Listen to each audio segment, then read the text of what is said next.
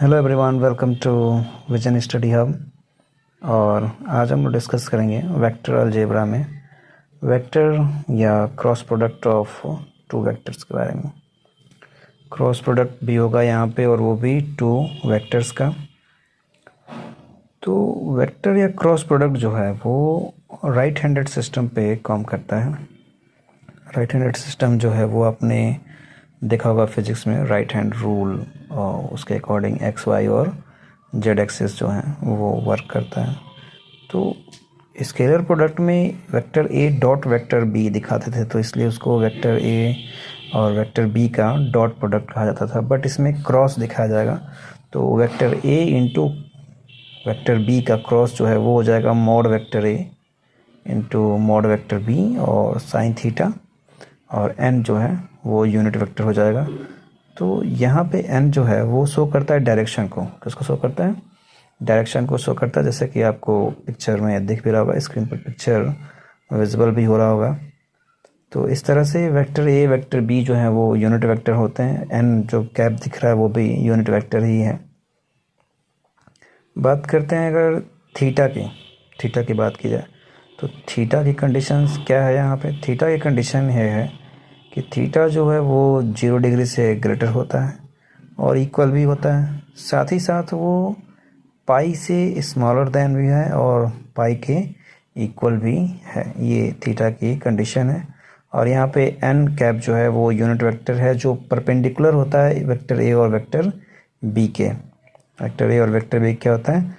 Perpendicular होता है। कुछ इस तरह से कि वेक्टर ए वेक्टर बी और एन कैप जो है राइट हैंडेड रूल को शो कर सकते हैं अकॉर्डिंग टू पिक्चर। अब इसमें एक कंडीशन और भी है कि वेक्टर ए इक्वल 0 और वेक्टर बी इक्वल 0 जब होता है तब थीटा को आप डिफाइन नहीं कर सकते। तब थीटा को इस केस में आप डिफाइन नहीं कर सकते, और vector A into vector B जो है वो 0 वेक्टर कहलाता है। ओके, अब बात करते हैं ऑब्जर्वेशंस की। कुछ ऑब्जर्वेशंस हैं, इन ऑब्जर्वेशंस के ही बेसिस पे क्वेश्चन सॉल्व होते हैं एक्सरसाइजेस के। ऑब्जर्वेशंस आपको स्क्रीन पर विजिबल भी हो रहा होगा। और स्केलर प्रोडक्ट में मैंने आपको बताया था कि वेक्टर ए और वेक्टर बी दोनों क्या होते हैं? रियल नंबर्स होते हैं। बट यहाँ पे क्या है, उसका अपोजिट है। वेक्टर ए और वेक्टर बी जो है इनका क्रॉस करेंगे, क्रॉस प्रोडक्ट हासिल करेंगे, तो वो भी एक वेक्टर ही होता है। दूसरी कंडीशन उसमें दी गई है कि let vector A and vector B two non zero vectors, then vector A into vector B equal 0 vector होगा। तो कह रहा है ये तभी पॉसिबल है जब थीटा की कंडीशंस क्या हो उसमें दी गई हो, और ये पॉसिबल है तो वहाँ पे वेक्टर ए पैरेलल होता है वेक्टर बी के। वेक्टर ए किसके पैरेलल होता है? वेक्टर बी के। अब वहाँ पे आपको इस कंडीशंस में थीटा इक्वल 0 या थीटा इक्वल पाई हो, तभी वो साइन थीटा के कंडीशन में वो 0 आता है। तो साइन 0 डिग्री की वैल्यू 0 आती है, साइन पाई की वैल्यू 0 आती है। ये आपको स्क्रीन पर दिख भी रहा होगा, जिससे साइन थीटा की वैल्यू 0 बनती है, और इस वजह से vector A into vector B 0 आता है। पर कंडीशन 3 है कि थीटा इक्वल पाई बाई 2 कर दिया जाए, तो vector A into vector B क्या आ जाएगा? मॉड में वेक्टर ए और मॉड वेक्टर बी आ जाता है। कंडीशन 4 में तो मैंने आपको वहाँ बताया था कि आई वेक्टर आई कैप का मल्टीप्लाई आई कैप में, और जे कैप का मल्टीप्लाई जे कैप में, और के कैप का मल्टीप्लाई के कैप में करते हैं तो 1 आता है। बट यहाँ पे उसका उल्टा है, यहाँ पे 0 आता है। और अगर उल्टा मल्टीप्लाई करते हैं आई का जे में, जे का के में, के का आई में, तो ये एक रोटेशन के अकॉर्डिंग ये चीज़ें हमको मिलती रहती हैं। तो के कैप का मल्टीप्लाई आई कैप में करते हैं तो जे मिलता है। ओके, आई कैप का मल्टीप्लाई जे कैप में करते हैं तो के कैप मिलता है। जे का के कैप में मल्टीप्लाई तो आई कैप का के कैप में तो जे कैप मिलता है। हाँ, इसका उल्टा जाएंगे तो आपको नेगेटिव मिलने वाला है। ये चीज़ भी नीचे अभी दी गई होगी। फिर इसी कंडीशन में जो फॉर्मूला है उसके बेसिस पे आपको 5th number condition angle find करने के बारे में कहा जा सकता है कि वेक्टर प्रोडक्ट में एंगल फाइंड कीजिए। तो साइन थीटा इक्वल मॉड में vector A into vector B cross product upon mod vector A into mod vector B. Okay, 6 number conditions दी जा रही हैं कि अगर इसका अपोजिट जाते हैं तो आपको पिक्चर 1 और पिक्चर 2 दिखाई दे रहा होगा। वेक्टर ए और वेक्टर बी इनके बीच थीटा है, तो थीटा एंटी क्लॉकवाइज जा रहा है, तो इसका यूनिट वेक्टर यानी कि एन कैप जो है वो ऊपर की तरफ है, और अगर यही क्लॉकवाइज जब जाने लगे तो एन कैप क्या हो जाएगा, नीचे की तरफ हो जाएगा, यानी कि निगेटिव हो जाएगा। तो उसे n1 कैप दिखाया जा रहा है, तो n1 कैप क्या हो जाएगा, माइनस एन कैप। ओके, यानी यूनिट वेक्टर नेगेटिव डायरेक्शंस को शो करने लगेगा। ये 6 नंबर कंडीशन में है। तो vector A cross vector B करेंगे तो mod vector A mod vector B sine theta N cap, तो उसकी जगह के निगेटिव कर दिया जाएगा, n1 कैप दिखाया जाएगा, तो ये हो जाएगा माइनस बी वेक्टर इंटू ए वेक्टर। ये फॉर्मूला याद रखिएगा क्योंकि इसके बेसिस पे आपको क्वेश्चन मिलने वाला है। फिर कंडीशन नंबर 7 कह रहा है कि इन view of the observation 4 and 6, 4 और 6 को देखने के बाद ये कहा जा सकता है कि अगर अपोजिट जाएँ, यानी कि जे कैप इंटू आई कैप करें तो हमको माइनस के कैप मिलने वाला है, और के कैप इंटू जे कैप करें तो माइनस आई कैप मिलने वाला है। उसी तरह से आई कैप इंटू के कैप कर दें तो माइनस जे कैप मिलने वाला है। यानी ऑर्डर बदल दें तो हम निगेटिव डायरेक्शन में घूमने लगेंगे, तो वैल्यू भी क्या आएगी, निगेटिव ही आएगी। राइट है। कंडीशन नंबर 8 में एरिया ऑफ ट्राइंगल फाइंड करने के बारे में कहा जाएगा। पिक्चर आपको स्क्रीन पर दिख रहा होगा। कह रहा है कि इसमें if vector A and vector B यदि एडजेसेंट साइड्स हों किसी ट्राइंगल के, तब एरिया होगा हाफ मॉड में angle A cross vector B. Cross vector A into vector B का प्रोडक्ट जो है हाफ कर दिया जाएगा, तो एरिया ऑफ ट्राइंगल मिल जाएगा। क्योंकि area of triangle A B C half into base into side होता है, तो यहाँ पे half A B into C D आपको दिखाया गया। तो ए बी क्या है, वेक्टर बी है, वो भी मॉड में आपको मिलेगा क्योंकि मैग्नीट्यूड ही वहाँ पर रखना है। और सी डी की बात की जाए तो ये हाइट है, तो सी डी की हाइट हो जाएगी आपको mod vector A sine theta. Put करेंगे तो वेक्टर बी मॉड में वेक्टर ए मॉड में साइन थीटा, तो ये vector A into vector B का फॉर्मूला हो गया। और साथ में मैग्नीट्यूड भी हमको यहाँ पे रखना है क्योंकि एरिया के लिए हमको मैग्नीट्यूड ही पुट करना है, हम उसको कंपोनेंट फॉर्म में नहीं शो कर सकते।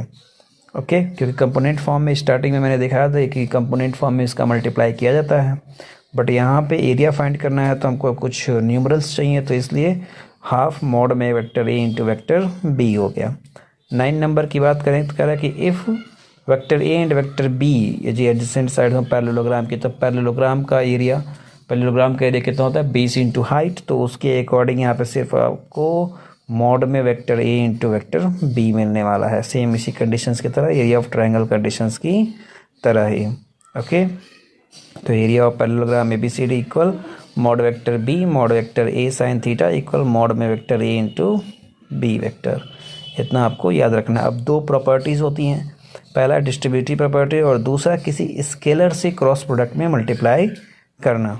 तो vector A cross vector B plus C vector, तो उसका आप मल्टीप्लाई करेंगे तो ए का बी में क्रॉस प्रोडक्ट प्लस ए का सी में क्रॉस प्रोडक्ट, तो इसके अकॉर्डिंग वैल्यू आप फाइंड कर सकते हैं। फिर लेम्डा का मल्टीप्लाई। अब बात आती है कि अगर ये वेक्टर ए और वेक्टर बी कंपोनेंट फॉर्म में हों तो a1 आई कैप प्लस a2 जे कैप प्लस a3 के cap and b1 I cap plus b2 J cap plus b3 के कैप हों, तब उनके क्रॉस प्रोडक्ट को कैसे मालूम किया सकता है, तब उनका आप क्रॉस प्रोडक्ट उनके मैट्रिक्स फॉर्म से ला सकते हैं, मैट्रिक्स करके। ओके, तो इसका एक्सप्लेनेशन जो है वो नीचे दिया गया है, vector A into vector B. तो जिस तरह से मैट्रिसेस में आप मल्टीप्लाई करते हैं आपको उसी तरह से मल्टीप्लाई करना है, और साथ में ऊपर जो ऑब्जर्वेशंस हम लोगों ने देखे उन ऑब्जर्वेशंस को भी अप्लाई करना है। और अप्लाई करने के बाद आपको यहाँ पे नीचे कुछ इस तरह की कंडीशन मिलेगी कि a2 b3 minus a1 b2 I cap minus a1 b3 minus a3 b1 J cap plus a1 b2 minus a2 b1 के कैप, और इसके अकॉर्डिंग ही आप उसकी वैल्यू को फाइंड कर पाएंगे। So students, pause the video and note it down. Example देख लेते हैं, इसी के बेसिस पे ये कैसे एग्जाम्पल्स में ये अप्लाई होगा। तो एग्जाम्पल में दिया कि find mod vector A into vector B cross करके, और उसमें वेक्टर ए और वेक्टर बी कंपोनेंट फॉर्म में दिए हुए हैं। तो जो इनके कोफिशिएंट होंगे आई कैप जे कैप और के कैप के, उनके साथ ही क्रॉस प्रोडक्ट हासिल किया जाता है। तो सॉल्यूशन में दिखा भी रहा है कि vector A cross vector B equal I J K को मैट्रिसेस के फॉर्म में दिखाया 2 1 3 3 5 माइनस 2। तो जैसा कि हम आई कैप को अगर फाइंड करना है तो आई कैप का कॉलम और रो ब्लॉक कर लेते हैं।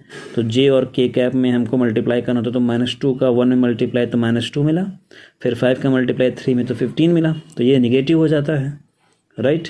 और फिर अगला जो स्टेप होता है जे वाला, तो वो निगेटिव रहता है, तो इसलिए निगेटिव सिंबल, निगेटिव लग गया। फिर जे वाले को ब्लॉक कर लीजिए, तो 2 इंटू -2 -4 और 3 इंटू 3 9, तो उसके साथ सिंबल आगे निगेटिव लगेगा, तो निगेटिव है। और जे कैप, और साथ ही साथ जब के को फाइंड करेंगे तो उसके लिए प्लस सिंबल होता है, तो इसलिए प्लस लगा हुआ है वहाँ पे, आपको दिख भी रहा होगा। और फिर के वाले को ब्लॉक कर लेंगे तो आई और जे में मल्टीप्लाई होगा, यानी 2 इंटू 5 10 और 3 इंटू 1 3 -3। सॉल्व किया तो आया -17 I cap plus 13 J cap plus 7 K cap.